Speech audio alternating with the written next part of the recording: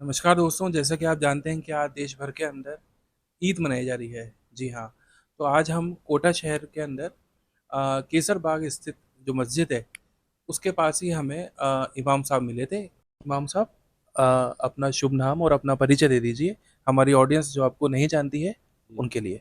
मैं कोई इतना बड़ा आदमी नहीं हूँ, फिर भी मेरा नाम बता देता हूँ कि मेरा नाम खुर्शीद अहमद है। जोधपुर का रहने वाला हूँ, पिपाट सिटी का। और केसर बाग मस्जिद जो कोटा में है, एसपी ऑफिस के पास में, इसमें मैं इमामत करता हूँ। और छोटी मोटी जो मुझसे सेवाएं हो सकती है, खिदमत हो सकती है, वो मैं यहाँ दे रहा हूँ।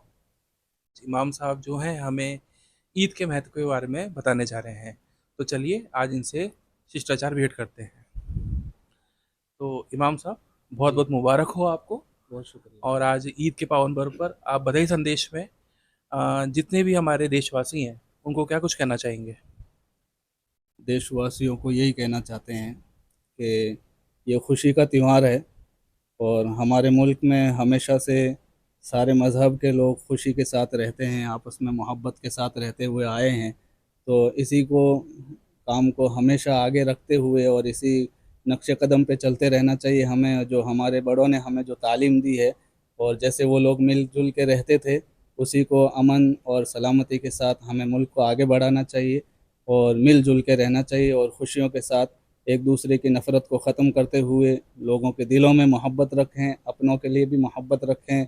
और सबसे बड़ी खुशी तो ये है, ईद का त्यौहार जो है वो ये है कि दिलों का मिलान है। कि कोई किसी से अगर अनबन हुई है, कोई नाराज़गियाँ हैं, कोई नफ़रतें हैं, कोई दिलों में आपस में किसी बात को सुनकर अनसुनकर या कुछ बात हुई है, तो इन सारी चीज़ों को ख़त्म कर दिया जाए। और पीछे जो कुछ हो गया है उसके ऊपर पानी डाल दिया जाए, मिट्टी डाल दी जाए। और ये बार बार त्यौहार इसीलिए दिया जाता है कि आप उसमें मोहब्बत के साथ रहें और वतन को और मोहब्बत से हर बंदा हर बंदी आप उसमें मोहब्बत से रहे, इखलास से रहे। और मालिक से डरते हुए कि किसी को नुकसान ना पहुंचाएं, किसी को तकलीफ़ ना पहुंचाएं। तो ये एक पैगाम होता है। और सबसे बड़ी खुशी और सबसे बड़ा त्यौहार तो यही है कि हर एक दूसरे को माफ़ करने की आदत डालें। जैसे हम चाहते हैं कि मालिक हमारे तमाम कमियों को, बुराइयों को माफ़ करे, इसी तरीके से जब हम ये चाहते हैं कि मालिक सबको माफ़ करे, तो बंदा अपनी एक मेरे कोताही मेरे हक में किसी ने कोताही की है तो मैं एक बंदे को तो माफ़ कर सकता हूँ, या मैं जिस किसी को माफ़ करने की ताकत रखता हूँ मैं उनको माफ़ करूँ। उम्मीद है कि मालिक हम सबको माफ़ कर देगा, क्योंकि उसके अंदर जितनी ताकत है वो सबको माफ़ करने की ताकत रखता है। मेरे अंदर अगर जितनों की माफ़ करने की ताकत है, मैं उनको तो माफ़ करूँ। तो ये चीज़ है कि मालिक कहता है कि तुम ज़मीन वालों पे रहम करो, मैं आसमान वाला तुम सबके ऊपर रहम करने वाला हूँ। बहुत अच्छी बात कही है आपने। तो जी। इसी बात को अपन कंटिन्यू करते हुए मैं ये आपसे जानना चाहता हूँ, क्योंकि एक्चुअली भारतवर्ष के अंदर भांति-भांति के लोग हैं, भांति-भांति की भाषाएँ हैं, भांति-भांति की कास्ट हैं। तो जो हमारी अन्य जो सम्मानित वर्ग हैं, जो ईद क्यों मनाई जाती है, ईद का महत्व क्या होता है, उसके बारे में नहीं जानते। तो मैं चाहता हूँ कि इंडिया फर्स्ट नेटवर्क के माध्यम से आप उनको थोड़ा-सा एजुकेट करें इस चीज़ में।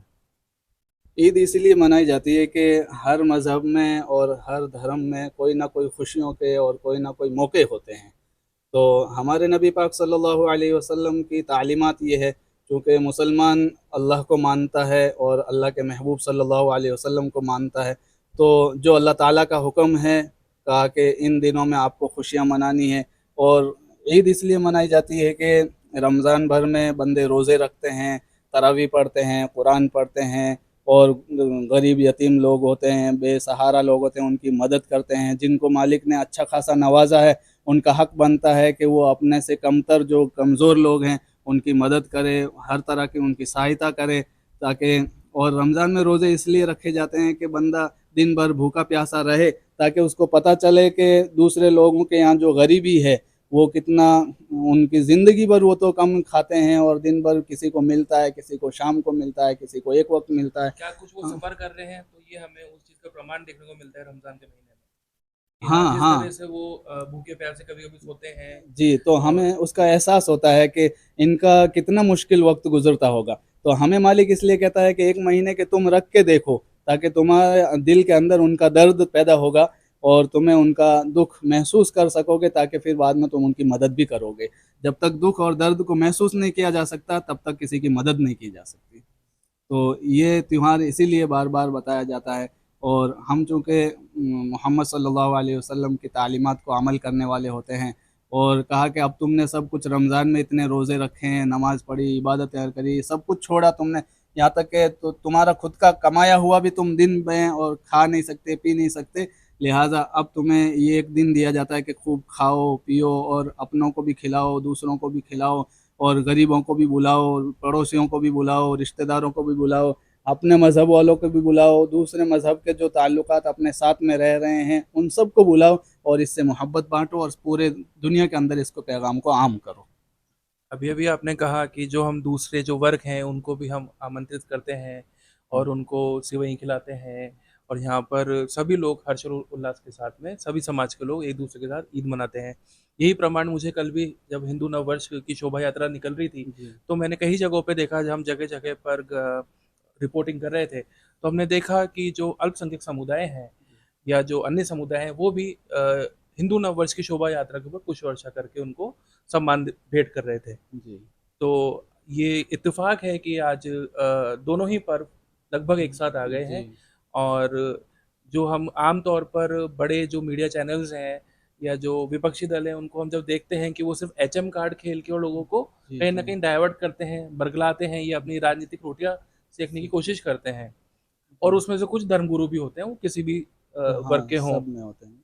अ, लेकिन ये देखकर बहुत ही खुशी हुई, और आज जो एक ग्राउंड रियलिटी है वो यही है कि दोनों समाज मिलके सिर्फ कोटा ही नहीं बल्कि पूरे देश भर के अंदर जी जी हर्षोल्लास के साथ एक दूसरे के त्यौहार मना रहे हैं। जी तो आगे मैं आपसे पूछना चाहूँगा, क्योंकि ये जो प्रोग्राम है ये बेसिकली ये है कि जो दूसरे वर्ग के लोग हैं, जो छोटे बच्चे हैं, उनको एजुकेट करना ईद के महत्व के बारे में। तो मैं आपसे जानना चाहूँगा, रमज़ान के बारे में आपने हमें बहुत ही अच्छे से सारी चीज़ें एक्सप्लेन करी हैं। अब मैं आपसे जानना चाहूँगा कि जो जैसे आज ईद का पर्व है, तो दिन भर में आपकी दिनचर्या क्या रहती है? हम्म। कौन-कौन से रीति-रिवाज़ आप सुबह से उठ के और रात तक पूरे करते हैं?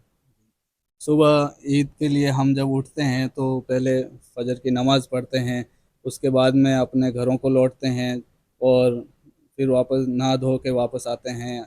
जो अपने पास अच्छे कपड़े हों उनको, और जो सबसे बड़ी चीज़ है कि उस वक्त भी आप घर से जब निकलो तो पहले अपने मोहल्लों में ये नज़र करो, अपने आसपास में देखो कि कोई अभी भी कोई ज़रूरतमंद बाकी तो नहीं रहा है, कि उनके घर में भी ये खुशियाँ आ रही है कि नहीं आ रही है, कहीं हम अपनी खुशियाँ मनाने तो निकले हैं और उनकी खुशियाँ कहीं बाकी ना रह जाए। तो पहले उनको भी देखो, और उनकी भी खुशियाँ अपने साथ उनको भी शरीक करो, और उसके बाद आप ईद की नमाज़ के लिए निकलो। और ईद की नमाज़ के बाद ईद नमाज़ पढ़ के उसके बाद में पूरे मुल्क के लिए, पूरे दुनिया भर में जितने भी लोग रहते हैं, कमज़ोर, बेबस, बीमार वगैरह जितने, उन सब के लिए दुआएं होती है, मुल्क के अमन चैन सुकून के लिए दुआएं होती है। उसके बाद में लोग दुआ वगैरह से, ईद वगैरह से फारिग होके गले मिलते हैं, आपस में जो रंजिशें हैं उनको ख़त्म करते हैं, वहीं ईदगाह में अपने से जो कमी कोताही हो गई या एक दूसरे के आपस में, उनको वहीं छोड़ के मोहब्बत के साथ वहाँ से पैगाम देते हुए अपने अपनों को घरों के लौटते हैं, और एक दूसरे के दावत देते हैं, अपने घर पर आमंत्रित करते हैं। और जिसके साथ जैसा जो कर सकता है, जिसके घर में जैसी हैसियत है, वो अपने एक दूसरे के भाइयों को बुलाते हैं। कोई आपस में एक गैर मज़हब यानी कोई एक दूसरे को बुलाते हैं, हर मज़हब वालों को, जिनसे जितने जिसके ताल्लुकात होते हैं सबको बुलाते हैं। उनके साथ खाना-पीना होता है, मिठाइयाँ भी बाँटी जाती है, खीर वगैरह भी खिलाई जाती है, और जैसी जिसकी स्थिति होती है वो उसका जो कुछ कर सकता है मेहमान नवाज़ी करते हैं, और एक दूसरे के यहाँ जाते हैं, आते हैं, खुशियाँ बाँटते हैं, और बच्चे भी उसको माशाल्लाह अच्छी तरीके से मनाते हैं और खुशियाँ देखने को मिलती है। तो हर एक को ये चाहता है कि हमें ये दिन बार-बार मिले और हम इन खुशियों को आगे तक फैलाएँ, और पूरी हमारे तो तालीम ही यही है कि दुनिया भर में जितनी नफ़रत है उनको ख़त्म किया जाए, मोहब्बत को आम किया जाए। कि जो केसर बाग मस्जिद है, जी। उसके डेवलपमेंट के लिए आप सरकार से क्या अपेक्षा करते हैं, और किन क्षेत्रों के अंदर आप चाहते हैं कि मस्जिद के अंदर और भी किन पहलुओं के अंदर डेवलपमेंट की भी ज़रूरत है? मसाजिद का मामला ऐसा है कि कोशिश ये की जाती है कि मुसलमान अपने बलबूते पर, जो जिसको नवाजा है मालिक ने, तो वो अपने स्थिति पर जो जितना खर्च करके हम एक दूसरे की मदद कर सकते हैं, तालीम के मामले में, एजुकेशन के मामले में, यही सारी चीज़ें हैं। और कोशिश ये रहती है कि सबसे पहली चीज़ मेरी ज़िम्मेदारी ये रहती है कि जहाँ मैं रह रहा हूँ उस बस्ती में कोई कमज़ोर, बेबस और अगर ऐसा है जो तालीम नहीं हासिल कर पा रहा है या किसी को कोई रोज़गार नहीं हो रहा है, तो हम पहले उनकी इस बात की फ़िक्र करें। अगर छोटे बच्चे हैं, किसी की कमज़ोर स्थिति है तो उनकी तालीम की कोशिश करें। सरकार से भी यही है कि तालीम पर ज़्यादा ध्यान दिया जाए, बाकी इधर-उधर की बातों को ज़्यादा बढ़ावा ना दिया जाए, क्योंकि जो एक आम नागरिक की ज़रूरत है, पहले उनकी ज़रूरत पूरी की जाए और तालीम होगी तो देश आगे बढ़ेगा इंशाल्लाह। और किन मस्जिद के अंदर तमाम जो व्यवस्थाएं हैं उसको और डेवलप करने के लिए मैंने आपसे पूछा था कि भाई और किन व्यवस्थाओं को आप चाहते हैं कि यहाँ पर इम्प्लीमेंट हो। तालीम को ही है सबसे बड़ा मसला तो इस उम्मत का और इस कौम का, कि किसी तरीके से किसी वक्त में हमारे यहाँ बहुत अच्छी तालीम हुआ करती थी। अब लोगों का जब सुविधाएं नहीं मिल रही है और हर चीज़ महंगाई की तरफ बढ़ रही है, तालीम भी आपने जो बुनियादी ज़रूरत है इंसान की, जैसे खाना पीना एक बुनियादी ज़रूरत है, ऐसे इंसान की तालीम सबसे बड़ी चीज़ है। तो मेरा आपका जो सवाल है फिर वही जवाब है कि किसी तरीके से, और जवाब ये है कि भाई तालीम पर ही असर ज़ोर दिया जाए और गवर्नमेंट भी जब उनके बस में जो चीज़ें हैं तालीम पर वो कर सकती हैं तो वो करें, वरना लोग अपने स्तर पर जो कर रहे हैं तो फिर वो जो नतीजा सही आना चाहिए फिर वो नतीजा नहीं आ पाता। बिल्कुल सही बात कही है आपने, और कम शब्दों में अगर हम समझें तो पढ़ेगा इंडिया तभी तो बढ़ेगा इंडिया। बढ़ेगा इंडिया जी। सही बात है। तो बहुत बहुत धन्यवाद हमारे साथ जुड़ने के लिए। आपके जो बहुत प्रयास हैं वो शुक्रिया। सफल हों और निकट भविष्य के अंदर आपको दिन पर दिन सफलता मिले, इसी तरीके से आप लोगों को जागरूक करें। बिल्कुल। और बस हम आपसे चाहते हैं कि भैया आप दो शब्दों के अंदर अगर इंडिया फर्स्ट नेटवर्क को कुछ कहना चाहें तो आप बिल्कुल, मंच इज ओपन फॉर यू। बिल्कुल, मैं आपके इस चैनल के माध्यम से यही कहना चाहूँगा कि आप जो काम कर रहे हैं, उम्मीद करता हूँ कि ईमानदारी से काम किया जाए, तो आपकी तरक्की को कोई नहीं रोकेगा। मालिक ने चाहा तो आप इंशाल्लाह किसी वक़्त में मुल्क में नंबर 1 पर भी इंशाल्लाह आएँगे आप। हम दिली दुआ करते हैं कि आप जैसा ईमानदारी से काम कर रहे हैं, करते रहेंगे तो इंशाल्लाह बहुत आगे मालिक आपको तरक्की दे। और अल्हम्दुलिल्लाह बहुत अच्छा आप काम कर रहे हैं, क्योंकि ये एक ऐसा काम है कि जहाँ हर एक की हक की आवाज़ को दबाया जा रहा है, वहाँ आप कोशिश कर रहे हैं कि हक को, पैगाम को आगे बढ़ाया जाए और हकीकत बताई जाए।